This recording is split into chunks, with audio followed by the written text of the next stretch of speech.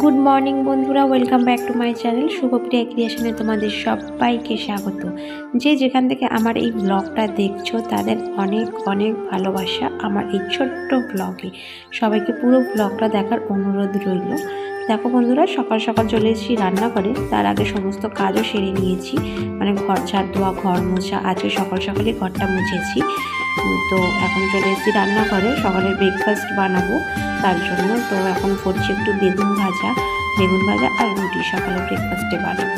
আর এই বেগুনটা না অনেকদিন ধরেই পড়েছিল, কিন্তু দিয়ে যে রান্না করবো বুঝতে পারছিলাম না, কারণ আমরা না দুজনে হাজব্যান্ড ওয়াইফ কেউ বেগুন না অতটা পছন্দ করি না, জানো তো। কিন্তু কি নিজে তো শীতকালের সবজি বেশ ভালোই লাগে খেতে।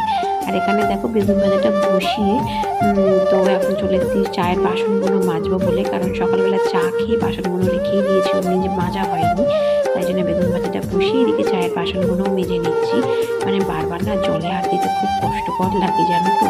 ট্যাঙ্কির জল ভীষণ পরিমাণে ঠান্ডা, কারণ ওটা জমা জল। যদি টাইম কলের জল থাকতো তাহলে না গরম গরম জল পাওয়া যেত, মানে কাজ করেও মজা লাগতো। কিন্তু কী বলতো, যেহেতু ট্যাঙ্কির জল তো ভীষণই ঠান্ডা, তাই জন্য না একটু আলসামি তো লাগেই সকালবেলা। শীতকালের বেলা মানে শীতকালের সকালবেলাটা একটু আলসামি লাগে। কিন্তু আজকে না সকাল সকাল আমি কিন্তু কাপড়ও কেচে মেলে দিয়েছি, আর এদিকে তোমার মানে ঘরও মুছে নিয়েছি। মানে দুটো বড় কাজই হয়ে গেছে বলতে পারো। আর ছেলেকেও ঘুম থেকে উঠিয়ে ব্রাশ করিয়ে ব্রেকফাস্টও করিয়ে দিয়েছি। ও তো রুটি খাবে না, কারণ ও সকাল সকাল রুটি মানে ডালিয়া খিচুড়ি এসব কিছুই খেতে চায় না। মানে যত বড় হচ্ছে না ওর বায়নাটাও বাড়ছে, ধরো আজ এই খাবো না, কাল ওই খাবো না।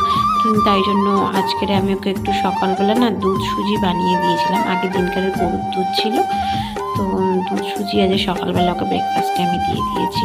আর এখানে দেখো বেগুন ভাজাটাও আমার অনেকটা নরম হয়ে গেছে। মানে চাপা দিয়ে ভাজলে কি হয় বলো তো, খুব তাড়াতাড়ি না বেগুন ভাজাটা হয়েও যায়। আর বেগুনে কি বলো তো, প্রচুর পরিমাণে তেল টানে। মানে যখন গরম থাকে তখন কিছু মনে হয় না, কিন্তু বেগুন ভাজা যতই ঠান্ডা হতে থাকে তার থেকে তেল ছেড়ে দেয়।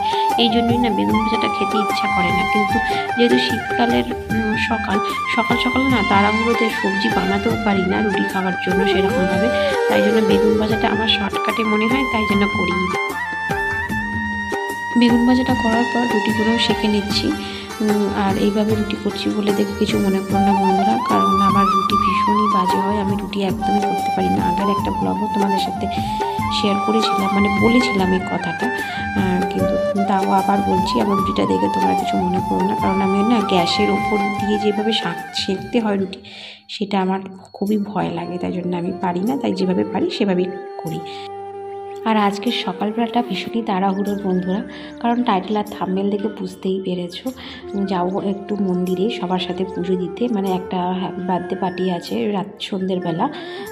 তো আজকে সকালবেলা তারা মন্দিরে যাবে পুজো দিতে ব্যান্ড বাজা নিয়ে, তো তাদের সাথে যেতে হবে, তার জন্য একটু তাড়াহুড়ো আছে। তো বন্ধুরা তোমরা ব্লগটা পুরো দেখতে থাকো। আর এই যে দেখো চলে এসেছি রেডি হয়ে একেবারে সবার সাথে ব্যান্ড পার্টি নিয়ে।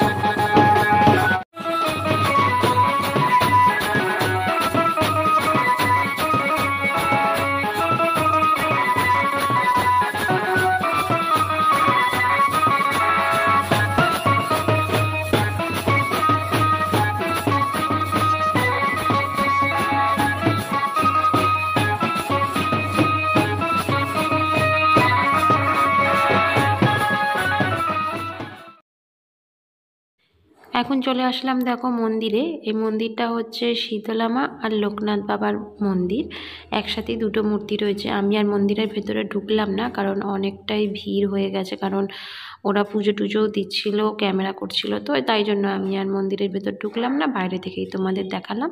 এই যে দেখো কার জন্মদিনে যে পুজো দিতে আসলাম মন্দিরে সেটাই তোমাদের জানানো হলো না। আমাদের বাড়ির পাশে, মানে দুটো বাড়ি পরেই একটা দাদা থাকে, তার মেয়ের জন্মদিনে পুজো দিতে এসেছি, মানে তার মেয়ের 1 বছর পূর্ণ হয়েছে, 1 বছরের জন্মদিন, মানে মন্দিরে এসে পুজো দিয়ে তারপরে সন্ধেবেলা হবে বার্থডে পার্টি। তো সেটা তোমরা দেখতেই পাবে। আর এখন দেখো সবাই কত এনজয় করছে, আনন্দ করছে, আমারও ভীষণ পরিমাণে ভালো লাগছে। তো এখানে ব্যান্ড বাজাটা বাজছিল, কিন্তু আমি সেটা সাউন্ডটা অফ করে তোমাদের সাথে একটু কথা বলে নিই, কারণ হয়তো তোমরা বুঝতে পারবে না যে কার জন্মদিনে আসলো, কি ভিডিও বানালো, কিছুই বুঝতে পারলাম না। তো চলো বন্ধুরা, তোমরা ভিডিওটা পুরো দেখতে থাকো।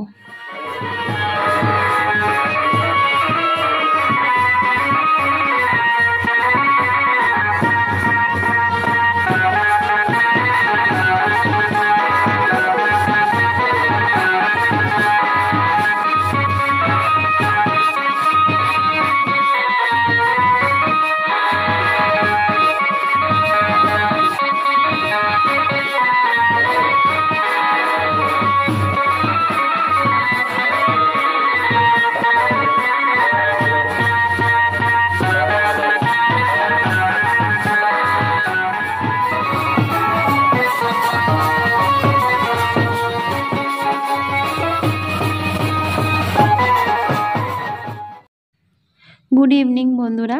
সেই দুপুরে মন্দির থেকে আসার পর আর এনার্জি করছিলাম যে ভিডিওটা কন্টিনিউ করি। তো একেবারে সন্ধেবেলা, এখন সন্ধে বলবো না, 8টা প্রায় বেজে গেছে। তো 8টার পরে আবার ভিডিওটা কন্টিনিউ করলাম। এই গ্রিন কালারের, তার সঙ্গে ম্যাচিং করে একটা জুয়েলারিও বের করে নিলাম।